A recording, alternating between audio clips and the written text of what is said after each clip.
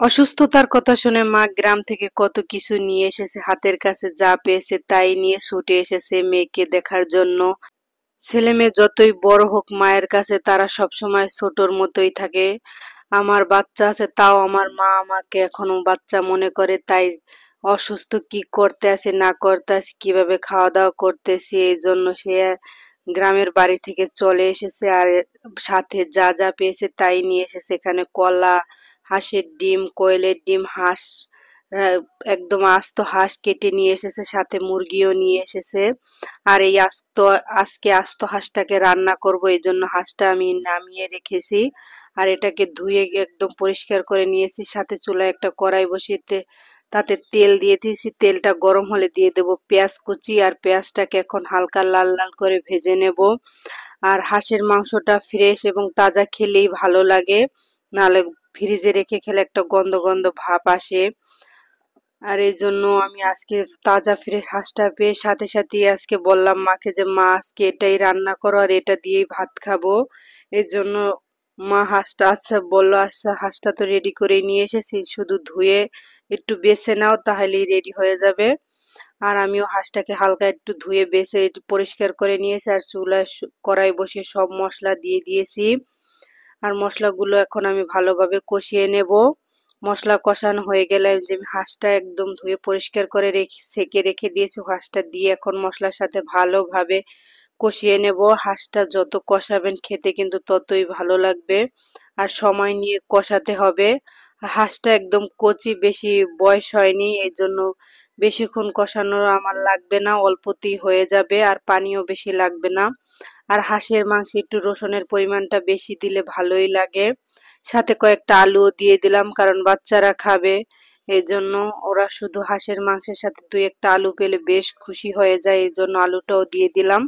আর এই তো আমার হাঁসের মাংসটা কষানো হয়ে গেছে, এখন আমি দিয়ে দেব পরিমাণ মতো পানি। আর পানিটা দিয়ে এখন আমি চুলায় এটা জাল করতে বসিয়ে দেবো। কিছুক্ষণ পরেই যা আমার হাঁসের মাংসটা রান্না হয়ে গেছে, এখন উঠানোর আগে দিয়ে দেব আমি ভাজা জিরার গুঁড়া আর গরম মশলার গুঁড়া। এই তো আজকে হাঁসের মাংসটা রেডি। দুপুরে এটা দিয়েই পেট ভরে ভাত খেয়ে নিয়েছি। দুপুরে খাওয়া দাওয়া শেষ করে মাকে বললাম মা মাংস তো খেলাম, এখন একটু পিঠা বানানোর আয়োজন করো। মা বলল আচ্ছা ঠিক আছে, তাল নিয়ে এসেছি, তাল দিয়ে একটা পিঠা বানাই। সাথে কাঁঠাল পাতা নিয়ে এসেছিল আর কলা পাতা। আর আমি বললাম আজকে কাঁঠাল কুশি পিঠা বানাও, এই জন্য কাঁঠাল কুশি পিঠা বানানোর জন্য আমার লাগবে চালের গুঁড়ির একটা পুর। এই জন্য আমি চাল ভেজে চালটা গুঁড়ি করে তারপরে ওটা নারিকেল দিয়ে একটা পুর বানিয়ে নিলাম। এখন পিঠার ডো বানাবো। এই তো আমার পুরটা রেডি হয়ে গেছে। আর পিঠার ডোর জন্য যে চালের গুঁড়িটা নিয়েছি সাথে আমি দিয়ে দেব নারিকেল কোরানো, আর দিয়ে দেব পরিমাণ মতো লবণ।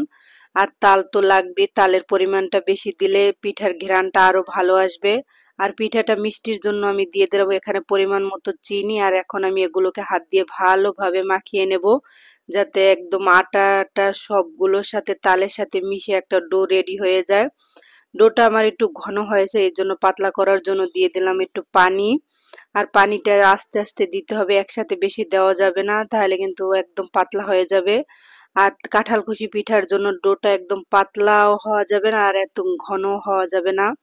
মা দেখে বলল আচ্ছা ঠিক আছে, ডোটা একদম রেডি। এখন পিঠাগুলো বানানোর জন্য যে কাঁঠাল পাতা নিয়ে এসেছে গ্রামের বাড়ি থেকে, ওগুলো আমি একদম সবগুলো বিছিয়ে তার উপরে এখন ডো গুলো দিয়ে দেবো আর হাত দিয়ে ছড়িয়ে দেব। আর কাঁঠাল পাতার উল্টা পিঠটা যদি দিয়ে এরকম পিঠাগুলো বানানো যায় তাহলে পিঠার শেপ গুলো কিন্তু বেশ ভালোই আসে, দেখতেও অনেক ভালো লাগে। এভাবে করে কাঁঠাল পাতার পিঠা আমরা কত খেতাম গ্রামের বাড়িতে, যখন তালের সিজন আসতো সবাই তালের পিঠার জন্য একদম হই হুল্লোড় পড়ে যেত সবার বাসায়। অনেক ধরনের পিঠার পুলির আয়োজন হতো। আর তাল দিয়ে যে কত ধরনের পিঠা বানানো যায় সেটা তো এখন সবাই জানেন। আর এই তো আমি সবগুলো পিঠা একদম রেডি করে নিয়েছি, আর পুরগুলো দিয়ে শুধু একটা করে ভাঁজ দিয়ে আমার পিঠাগুলো রেডি হয়ে যাবে। আর পিঠার পরিমাণটা বেশি, এর জন্য আমি দুই জায়গায় আজকে পিঠাগুলো সিদ্ধ করব। চুলায় একটা পাতিল বসিয়ে তার ভিতরে পানি দিয়েও আমি সিদ্ধ করব, আর আজকে রাইস কুকারেও সিদ্ধ করব। মা বলল কাঁঠাল কুশি পিঠা তো বানালে, সাথে আজকে সিঙ্গারা পিঠাগুলোও বানিয়ে ফেলো, তাহলে দোনোটা একসাথে খেতে পারবে আর সব মজা একসাথে পাওয়া যাবে। এই জন্য আমি কাঁঠাল পাতাকে মুড়িয়ে একদম সিঙ্গারা সাইজ করে নিয়ে তার ভিতরে পুর দিয়ে পিঠাগুলো বানিয়ে নিলাম। আর এই তো চুলায় আমি বসিয়ে দিলাম কাঁঠাল কুশি পিঠা, আর সাথে সাথে আমি বানিয়ে নেব সিঙ্গারা পিঠাগুলো। আর হেল্প করার জন্য তো মা আছে, এর জন্য বেশি কষ্ট হচ্ছে না।